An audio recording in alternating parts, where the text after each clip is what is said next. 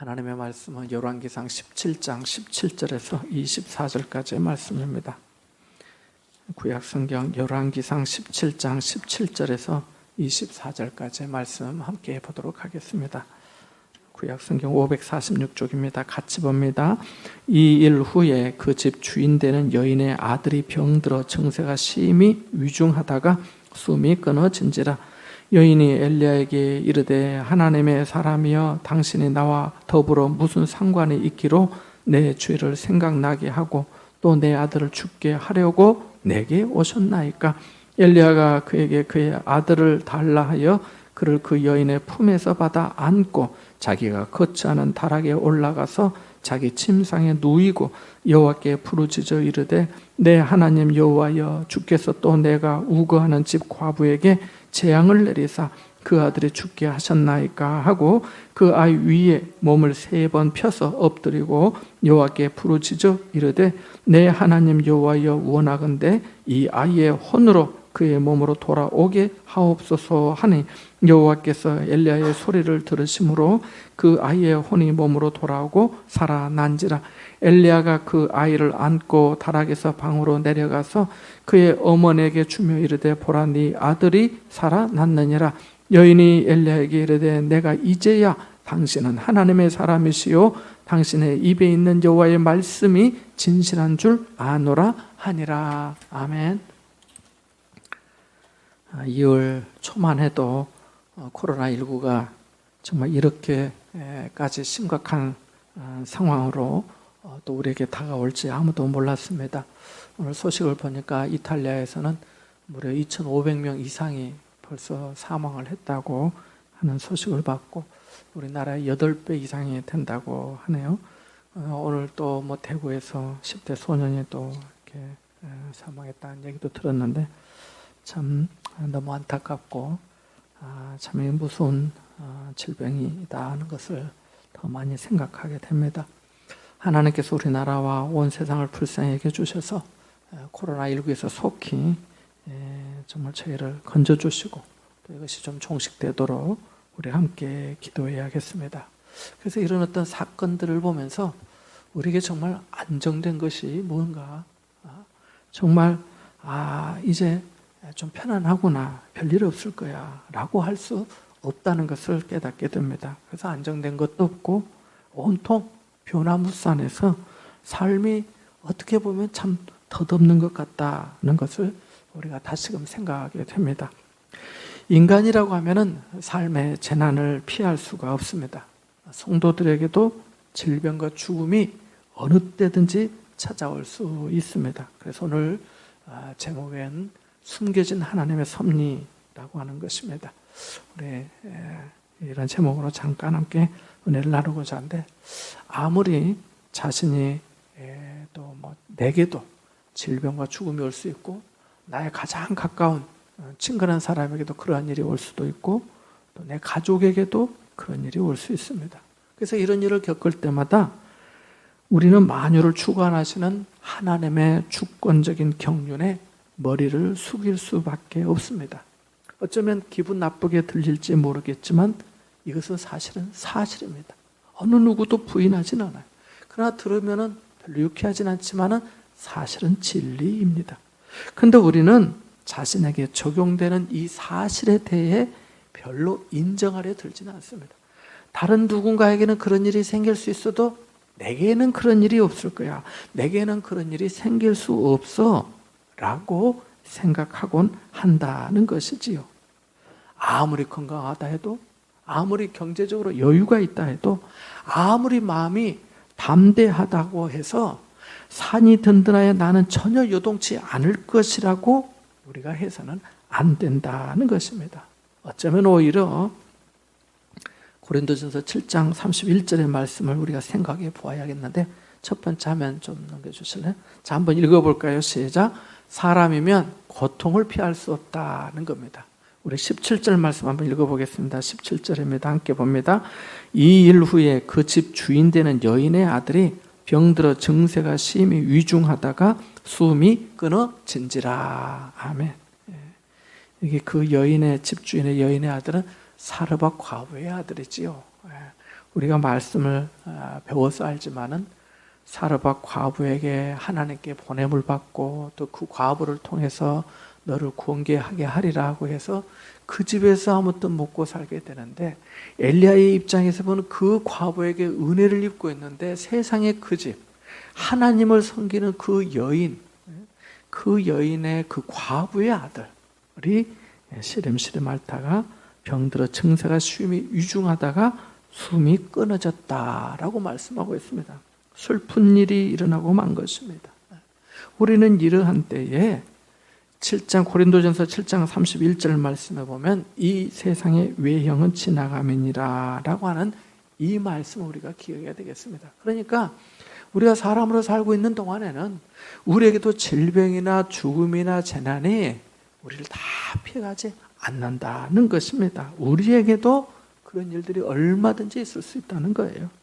그래서 고린도전서 7장 31절의 말씀처럼 이 세상의 외형은 지나간다라고 하는 이 말씀을 기억하면서 하나님께서 이 세상에서 내게 일용할 양식을 주시고 내게 가족을 주시고 내게 만남을 주시고 내 삶의 자리를 허락해 주신 이 세속적인 혜택을 귀중히 여기면서 이 세상의 관계나 조건들이 때로는 없는 것처럼 주의 깊게 사용하며 우리가 살아가야 되겠다는 겁니다.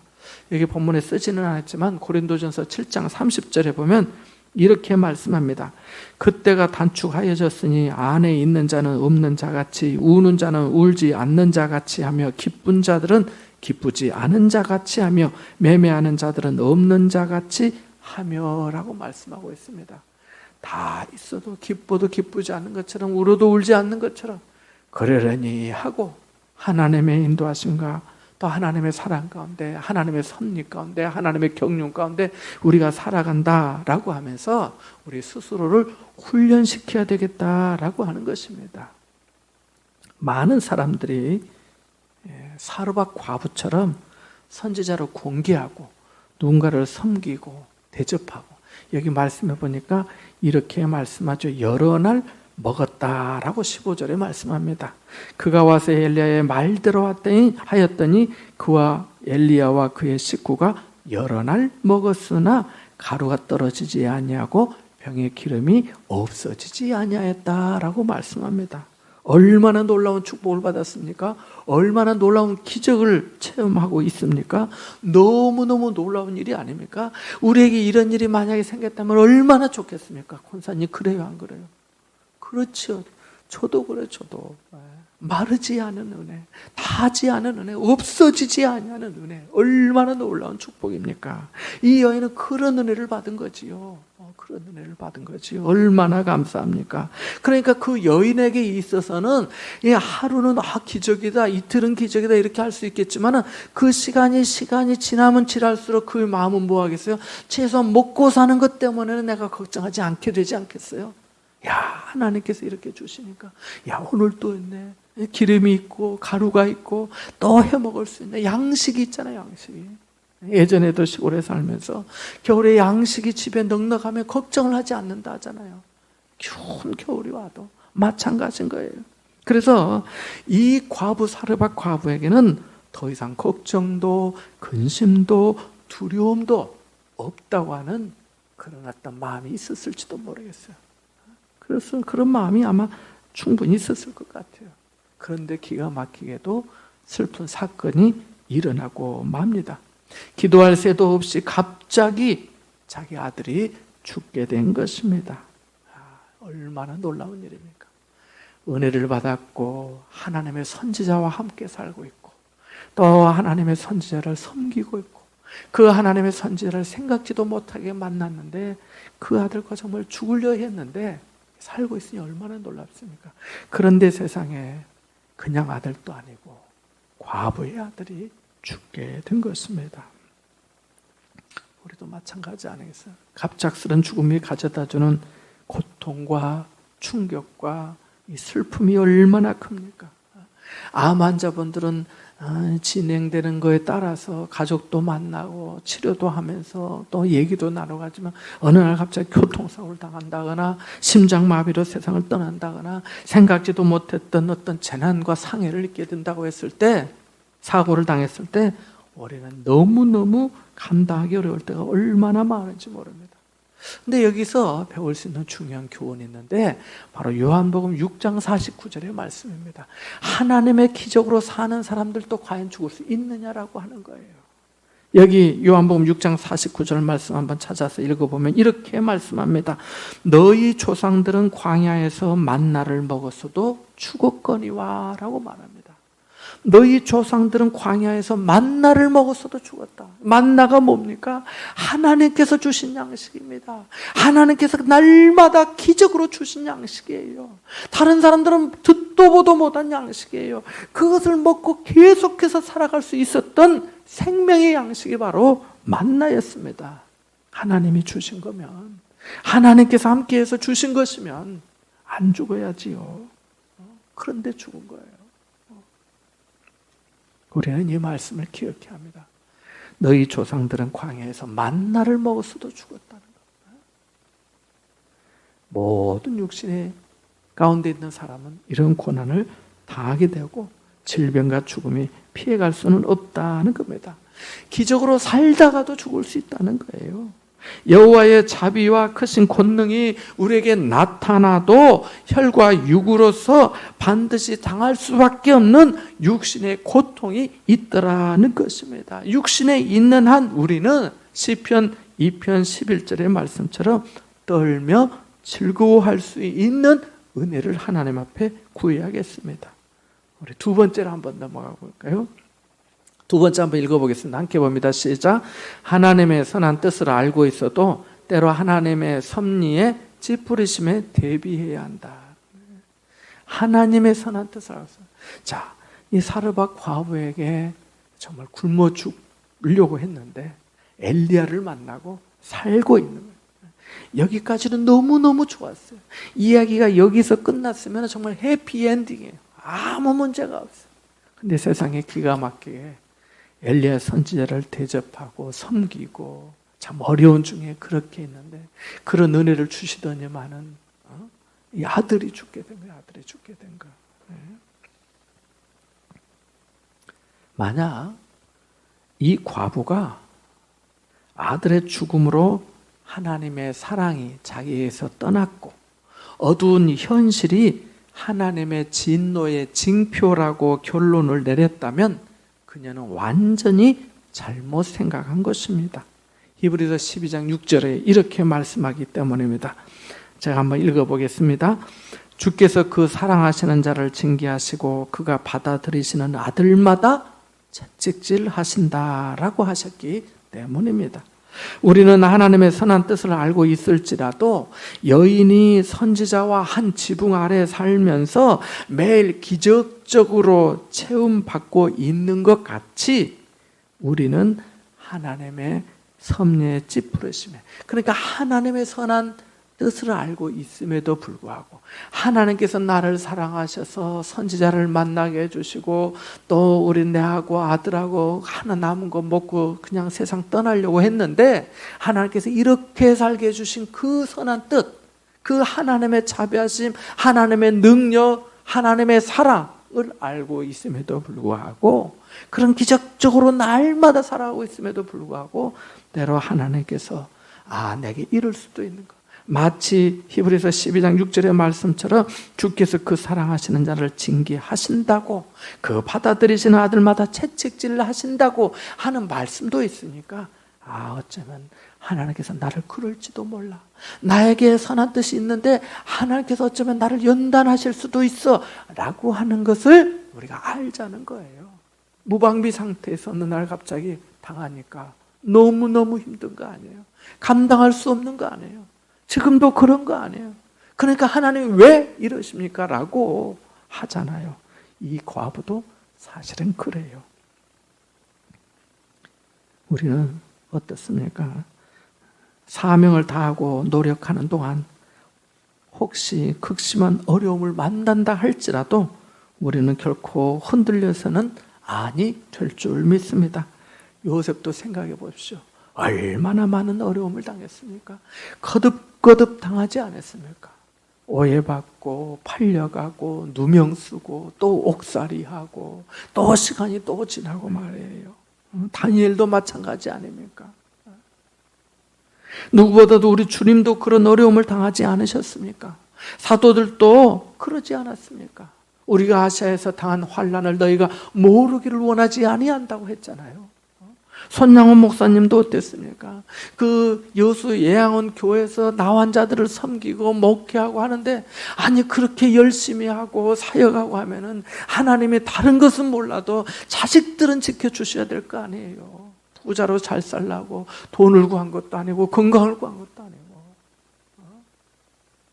그런데 동인이 동신의 큰아들 둘째 아들이 안재선 공산당에게 총살당하잖아요.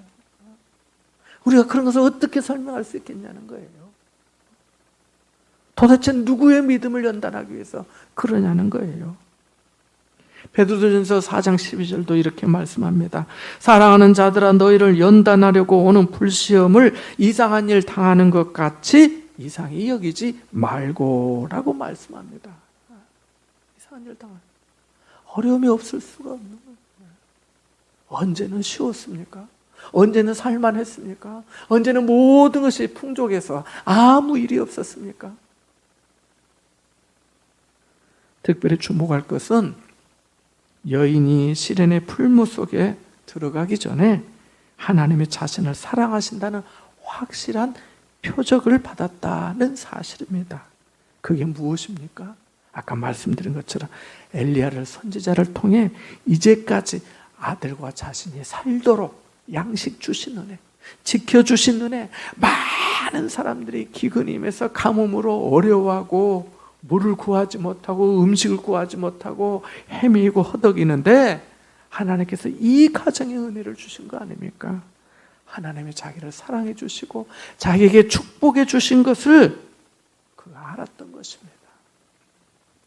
하나님은 종종 크신 축복을 주신 이들에게 가장 어려운 시험을 주시기도 합니다. 하나님께서 아브라함에게 누구를 주셨습니까? 아들 독자 이삭을 주셨습니다. 얼마나 큰 은혜예요. 100세에 아내가 90세에. 그런데 세상에 그 아들을 또 번제로 바치라고 하지 않으셨습니까? 이때 마음에 눈이 뜨인 사람은 하나님의 부드러운 사랑을 분간할 수가 있습니다. 아, 하나님이 나 사랑해서 이렇게 하시구나. 근데 눈이 가려진 사람은 왜 그래요? 이렇게 하게 된다는 겁니다. 하나님은 무한하신 은혜를 자기 자녀들에게 미리 크나큰 영적 축복으로 주셔서 이후에 올 괴로움, 그런 어려움들을 대비하도록 하신다는 겁니다. 내가 받은 은혜가 많으니까, 그 사랑이 많으니까 하나님께서 나와 함께 해주신 은혜가 너무너무 크기에 내가 지금의 어려움을 견디고 버티고 또 감당하고 기다리면서 인내하면서 이기게 되더라는 것입니다. 그것을 우리는 여호와 이레라 라고 말씀합니다. 하나님은 증표를 주시고 마음의 확신을 주시고 또 평안함을 주셔서 하나님의 사랑을 먼저 우리에게 부어주십니다. 이 여인이 받은 은혜가 그거 아니겠습니까? 나뭇가지 성문에서 주워다가 땔감으로 써서 남은 가루 한 움큼과 병에 남은 조금 기름으로 마지막으로 떡을 해먹고 그 후에는 죽으려고 했는데 정말 죽으려고 하는 그 인생을 하나님께서 건져주신 거 아니에요? 얼마나 감사합니까? 그것이 큰 사랑이죠. 그래서 이 사랑을 우리가 하나님께서 우리에게 확신과 증표와 마음의 평안과 은혜를 주실 때 더 깊이 알도록 기도해야 될 줄 믿습니다. 그래야 다음 코스에서 승리할 수가 있습니다. 하나님의 선하심을 체험적으로 맛보아야 큰 시험을 이길 수 있다는 겁니다. 우리 다음번 한번 넘어가 볼까요? 같이 한번 읽어보겠습니다. 과부의 신앙은 어떤가? 우리 한번 읽어보겠는데 18절 말씀 한번 읽어보겠습니다. 오늘 아마 이 말씀이 가장 중요한 교훈이 될 것도 같은데요. 함께 봅니다. 여인이 엘리야에게 이르되 하나님의 사람이여 당신이 나와 더불어 무슨 상관이 있기로 내 죄를 생각나게 하고 또 내 아들을 죽게 하려고 내게 오셨나이까. 아멘.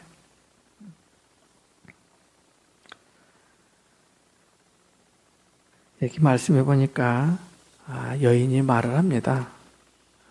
하나님의 사람이여 당신이 나와 더불어 무슨 상관이 있기에 내 죄를 생각나게 하고 또 내 아들을 죽게 하려고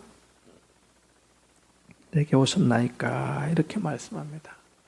과부가 하나님의 크신 은혜를 받았는데요. 과부의 믿음이 더욱더 자라야 했습니다. 그런데 그 자라는 것은 평안한 중에 그러니까 통에 가루가 계속 되어지고 또 병에 기름이 없어지지 아니하는 우리는 그런 과정을 통해 그런 축복을 통해 그런 기적을 통해 우리는 그런 방식으로 우리의 믿음이 자라기를 원하는데 하나님은 그런 것만은 아니에요. 하나님은 그렇게도 역사하시지만 거기서 우리의 믿음을 한 단계 업그레이드 하실 때는 그것이 아니고 어쩌면 정말 어려운 시험들을 우리에게 허락해 주신다는 거예요.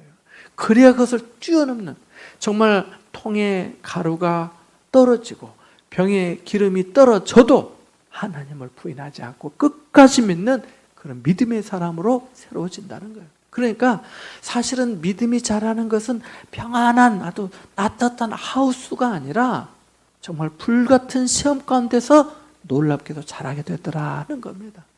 그렇지 않아요? 그녀는 지금의 이 자식이 죽고 난 다음에 이 큰 타격, 이 큰 어려움이 하나님의 영광을 위한 것인 줄 알았으면 참 좋았습니다. 그러나 대부분의 성도들이 그런 것처럼 잘 알지 못했어요. 예수님께서 나사로가 병들어 죽을 것 같다고 하는 소식을 듣고 그가 이 병은 죽을 병이 아니고 하나님의 영광을 위한 것이라고 말씀하셨잖아요. 그런데 우리는 봐야 믿기 때문에 무슨 영광, 지금 내가 힘들어 죽겠는데 이렇게 말하잖아요. 히브리서 12장 11절에 무릇 징계가 당신은 즐거워 보이지 않고 슬퍼 보이나 후에 그로 말미암아 연단받은 자들은 의와 평강의 열매를 맺는다라고 말씀하고 있습니다. 맡기는 믿음이 있어야 될 줄 믿습니다. 그런데 이 여인도 그렇지 못했던 거예요. 의와 평강의 열매를 바로 얻었으면 좋았는데 그러지 못했고, 이건 하나님의 영광을 위한 거야. 하나님이 내게 찾아오시고 선지자가 나에게 찾아오셔서 나를 이렇게 살게 하실 때는 내 아들을 데려가긴 하셨지만 또 하나님께서 무슨 뜻이 있을 거야. 이렇게 생각하면 좋았는데 그렇지 못했다는 거예요. 우리도 그래요. 저도 그래요. 여인의 말을 생각해 보십시오. 하나님의 사람이여, 당신이 나와 더불어 무슨 상관이 있기로 내 죄를 생각나게 하고 또 내 아들을 죽게 하려고 내게 오셨나이까. 여기 정리를 해놨는데 나와 무슨 상관이라는 거예요. 하나님의 사람이라고 말하고 있어요. 죄를 생각나게 하려고 내게 오셨냐고. 그것도 내 아들을 죽게 하려고 내게 오셨냐고. 당신이 죽이려고 나한테 온 거예요? 이거 아니에요. 우리는 얼마나 하나는 보잘것없고 죄 많은 인간인지 모릅니다. 이렇게 말하고 있어요. 이게 우리의 말 아니겠습니까? 하나님의 그 풍성하신 은혜에 어떻게 보답할까 하기보다는 이렇게 말하는 거 아니에요? 하나님의 채찍이 우리에게 임할 때 하나님께 굴복하지 않고 거슬러 반항할 때가 얼마나 많습니까? 우리는 욥기 10장 2절에 하나님의 전능하신 손이 우리를 낮추시고 무슨 까닭으로 나와 더불어 변론하시는지 내게 알게 하옵소서라고 구하기는커녕 우리에게 임한 그 어려움을 나 아닌 다른 어떤 사람에게 그 원인을 돌리고 비난하려 할 때가 얼마나 많은지 모릅니다. 과부도 그런 거 아니에요? 하나님의 사람이요 하면서 말해요. 이 고난 속에서 그의 영혼이 유익되도록 불같은 시험에서도 하나님께 영광 돌릴 수 있도록 해주시기를 간청했으면 좋았겠지만 그렇지 못했습니다. 오히려 원망했습니다. 엘리야를 처음 만났을 때 그 침착함과 아주 대조적입니다. 그의 재난, 그의 아들의 죽음이 너무나 급작스럽고 큰 충격이었으니까요.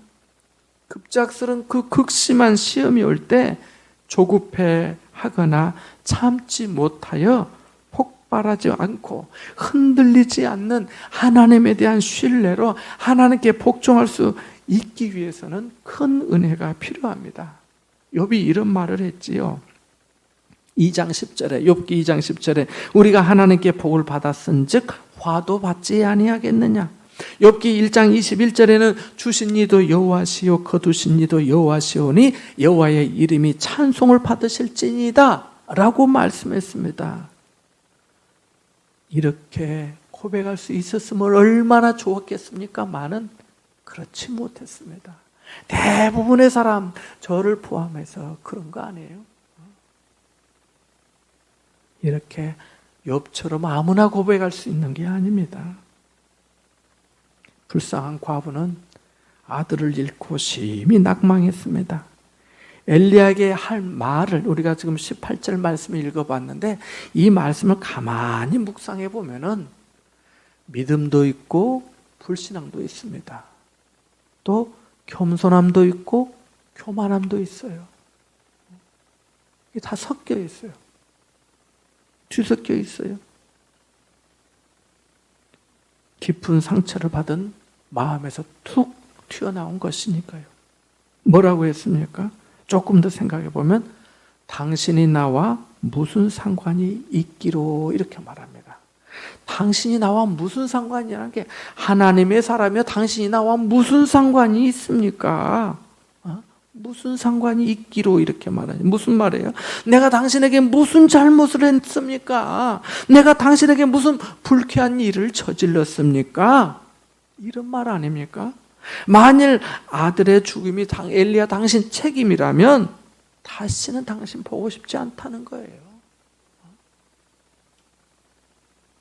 두 번째 뭐라 합니까? 아직도 엘리야를 하나님의 사람이라고 또 부르고 있는 거예요. 하나님의 사람이여라고 말합니다. 하나님의 사람이 뭐예요? 하나님의 사람은 하나님의 일을 위해 구별된 사람입니다. 하나님의 사람이 자기를 섬기고 공개하고 봉사하는 그 과부의 아들을 죽게 하겠습니까? 그건 아니잖아요. 함께 있으면서 지금의 이 기근이, 이 가뭄이 엘리야의 기도로 된 것임을 어쩌면 이 여인이 알았을지도 모릅니다. 그래서 그녀는 아들의 죽음 또한 엘리야의 기도 때문이라고 생각했을 수도 있습니다.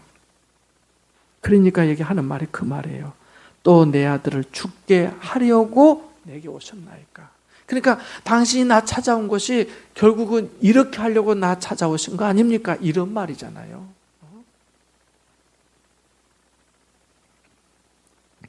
그녀는 아직 하나님의 사람의 선한 사역을 제대로 알지 못했습니다. 자, 세 번째는, 처음에는 당신이 나와 무슨 상관이 있냐 했고, 두 번째는 하나님의 사람이여라 했고, 세 번째는 내 죄를 생각나게 해서 내 아들을 죽이려고 내게 오셨나이까 라고 말하고 있습니다. 그는 스스로 자신의 죄가 생각났던 것입니다. 왜요? 자기 아들이 죽으니까. 죽어버렸으니까. 죄의 삭은 사망이기 때문에 하나님의 사람이 그 말대로 순종해서 큰 은혜와 기적을 맛보고 지금까지 살아왔는데, 그래서 이제 먹을 것은 걱정 안 해도 살겠구나, 진즉 죽을 줄 알았는데 지금까지 살고 있는 것도 은혜구나 하면서 이렇게 있었는데, 아들이 막상 죽고 나니까 그것은 온데간데 없는 거예요. 그렇다고 완전히 무시할 수도 없는 거예요. 분명히 자기가 받은 은혜가 있으니까 말이에요. 체험이 있으니까 말이에요. 저도 비슷한 경험을 했습니다. 어제가 3월 17일인데 제가 매년 3월 17일은 저에게 잊을 수 없는 날이에요. 제 동생이 19살 때 교회에 오다가 학교 마치고 교회에 와서 봉사하고 청소하기 위해서 교회에 오다가 오는 길에 교통사고로 떠난 날이 어제예요. 그래서 제가 동생을 보내고 난 다음에 너무너무 많이 힘들었어요. 내 죄 때문인가? 이 여인의 말처럼 그런 생각도 들고요. 하나님이 계신 건 내가 은혜는 받았는데 하나님이 계신다면 어떻게 이럴 수 있을까 하니까 그건 받아들여지가 않았었어요. 은혜 받은 것은 은혜 받은 거고 그 일을 수용할 수가 없었어요. 내 믿음에서, 내 마음에서, 내 정서적으로 말이에요. 너무너무 힘든 시간을 보냈어요. 교회를 떠나버릴까? 그러나 내가 받은 은혜가 있고 내가 체험했기 때문에 떠날 수는 없었어요. 그러나 마음은 기쁘지 않았어요. 억지로 그렇게 6개월을 다녔어요. 내가 떠나면 학생들의 시험에 들까 봐, 가르쳤던 애들이 실족하게 될까 봐. 근데 나중에 하나님께서 제게 은혜를 주셨어요. 우리들도 그런 거 아니에요? 내가 받은 은혜는 있는데 내가 정말 어려운 일이 생기니까, 누군가가 죽게 되니까, 내 자식이 죽게 되니까, 자식이 죽는 거는 부모가 죽는 것보다 더 힘들잖아요. 여인이 그런 생각을 한 거예요.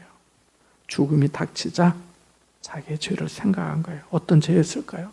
자기가 예전에 바알을 섬겼던, 어쩌면 그런 우상 숭배의 죄였는지도 몰라요. 불신자는 어려움에 당할 때 교만함과 자고함으로 자기 스스로 높아져서 왜 내가 이런 일을 당해야 하는가? 내 이웃들은 나보다 더 악하게 사는데도 별일 없이 잘만 사는데 나만 왜 이런 일을 당하는가? 라고 말합니다. 그러나 성도는 겸비하고 겸손한 마음으로 자신의 많은 부족함을 하나님 앞에 깨달으면서 자신을 살펴 돌아보잖아요. 그러면서 회개하는 것이 성도잖아요. 그러할 때 하나님께서 주신 은혜 가운데 사요함의 은혜를 받고 걱정이 사라지고 하나님의 평강과 은혜가 심령에 임하게 되잖아요. 온유해지고 복종하게 되고 모든 일을 하나님께 맡기고 참게 됩니다. 실제로 그런 일이 성경에 있어요. 레위기서 10장에 보면은 아론의 아들이 2명 나오는데 이름이 나답과 아비후예요. 아론의 아들이라고 하는 것은 당시에는 어마어마하지 않겠어요? 이스라엘 민족의 지도자가 모세, 아론이잖아요. 그 넘버 2잖아요. G2. 모세, 아론. 물론 모세를 하나님이 더 세우셨지만 그래도 육신적으로는 형이잖아요, 아론이. 어쨌든 대등 하는 거 아니에요? 이스라엘 백성들이 무슨 일 있으면 둘이를 싸잡아서 막 원망하고 비난하고 돌로 쳐 죽이려 했잖아요. 그런데 이 모세와 이 아론의 아들 둘, 나답과 아비후가 있습니다. 이들 제사장의 반열이에요. 그런데 하나님 앞에 다른 불로 제사를 드리다가 하나님께서 진노하셔서 불이 나와서 2 아들을 살라서 죽었어요. 2 아들이 죽었어요. 그때 모세가 얘기를 합니다. 하나님께서는 자기를 경외하는 자를 높이신다고, 그렇지 아니한 자를 물리치신다고 말합니다. 근데 레위기 10장 3절에 보면은 이렇게 말합니다. 아론이 자기 2 아들이 죽었어요. 아론이 잠잠하니 이렇게 말합니다. 아무 말 안 하는 거예요. 하나님이 하신 일에 뭐라 말하겠어요? 내 자식이 죽어도 그런 거예요. 또 나와요. 사무엘상 3장 18절 말씀에 보면은 사무엘이 성전에 있습니다. 성막에 있습니다. 기도를 하는데 사무엘아 사무엘아, 자기 부르니까 대답 없어. 엘리 제사장님 저 찾으셨어요? 아니 안 찾았는데 또 나중에 누가 부르면 내가 여기 있나이다 그래라. 그때부터 사무엘이 하나님께로부터 엘리 제사장 집안의 자식들이 죽게 될 것을 듣게 됩니다. 사무엘이 들어요. 그리고 그 다음 날이 됐을 때 엘리 제사장이 불러요. 하나님이 뭐라 하시더냐? 네가 거짓말하지 말고 바르게 말해라. 어린 사무엘이 엘리 제사장에게 말합니다. 이만저만 일을 했습니다. 엘리 제사장 그 홈리와 비느하스잖아요. 제사장의 아들들이 못됐다고 성경에도 나오는데 이 말을 다 듣습니다. 엘리 제사장이 뭘 한 줄 알아요? 사무엘상 3장 18절 말씀해 보니까 어린 사무엘에게 자기 아들들이 죽게 되고 심판받을 그 얘기를 듣고 이렇게 말을 합니다. 이는 여호와 신이 선하신 대로 하실 것이니라. 하나님이 하시면 내가 어찌하겠냐는 거예요. 받아들이는 거예요.